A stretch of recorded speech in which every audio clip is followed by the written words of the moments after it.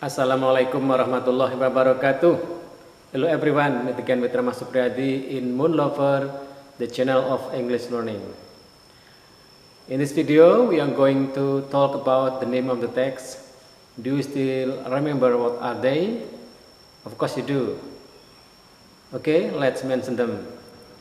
Narrative, recount, descriptive, report, hortatory exposition, analytical exposition, procedure, news item, explanation, and discussion.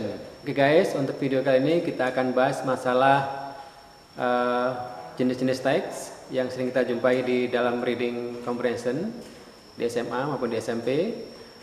Nah, kita sudah tahu nama-namanya, tapi bagaimana kita bisa mengetahui bahwa teks tersebut bernama misalnya naratif atau deskriptif atau yang lainnya.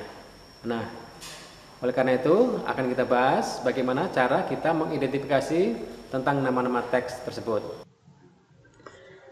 Oke, kita bahas yang pertama adalah teks naratif. Teks naratif itu ditulis untuk menghibur para pembaca gitu ya. Nah, ciri yang lain adalah biasanya diawali dengan kalimat a long time ago atau once upon a time gitu ya, seperti yang di warna merah. Kemudian teks ini ditulis dalam bentuk masa lampau atau past tense, seperti contoh di sini ada there were two animals atau they live in the sea gitu ya. Kemudian ciri yang lain bahwa teks ini biasanya ada karakter yang bermain. Oleh karena itu kalau ada karakter di sini, maka nanti akan ada percakapan di dalam teks tersebut. Teks yang ada percakapannya hanya satu, yaitu ada di teks naratif. Oke, kita lanjutkan ke teks berikutnya, yaitu teks recount. Untuk teks recount ini ditulis untuk menceritakan tentang pengalaman masa lalu, pengalaman seseorang, gitu ya. Baik pengalaman itu menyenangkan atau tidak menyenangkan, gitu ya. Teks ini juga ditulis dalam bentuk past tense, gitu ya. Seperti contoh di sini, I didn't want to take closer and see, gitu ya. Tapi ciri yang paling khas di sini adalah bahwa dalam teks ada subjek I, ya I. Ini artinya bahwa penulis di sini ya menceritakan tentang pengalamannya, gitu ya. Ini jadi kalau nanti ada teks yang ada I seperti ini, sudah dipastikan adalah teks recount, gitu ya. Oke. Kita lanjutkan ke berikutnya, yaitu teks deskriptif. Teks deskriptif adalah ditulis untuk menggambarkan manusia, benda-benda, nama tempat, tumbuhan atau binatang, gitu ya.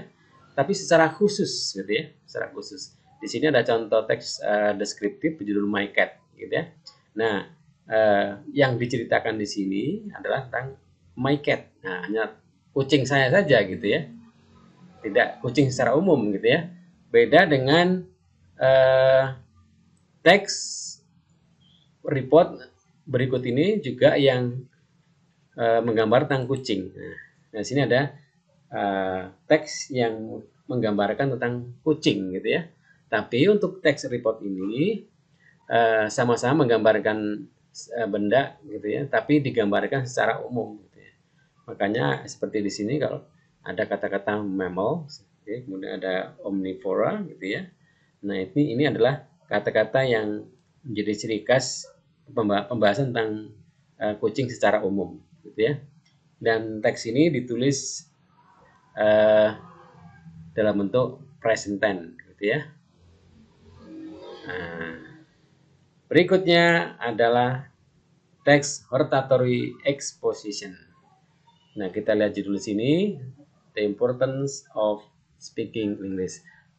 Teks hortatory ini ditulis untuk mempengaruhi pembaca tentang sebuah isu dan dia mengajak atau tidak mengajak nanti gitu ya, menyarankan atau tidak menyarankan di akhir paragrafnya gitu ya. Pada paragraf pertama biasanya ini penulis menampilkan sebuah isu, kemudian dia akan berikan argumen-argumennya, argumen 1, 2, 3 dan seterusnya gitu ya. Makanya ada ciri lain yang menyertai di sini kata-kata seperti first, then, second, finally, dan sebagainya gitu ya.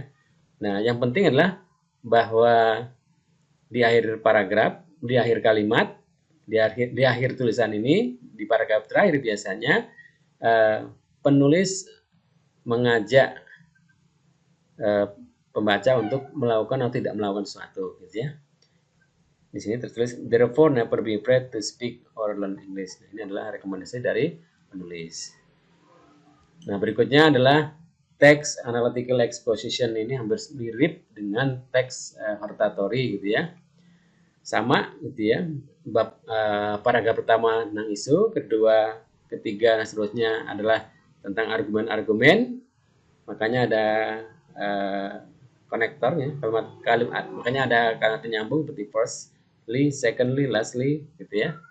Dan yang terpenting adalah untuk membedakan dengan hortatory adalah di akhir ya, paragraf akhir ini hanya penulis hanya menyimpulkan saja. In conclusion, breakfast is important to keep in conclusion, breakfast is important to keep us healthy and energized to start the day ya. Nah, ini hanya menyimpulkan saja tapi tidak mengajak para pembacanya. Itu ya, bedanya di situ.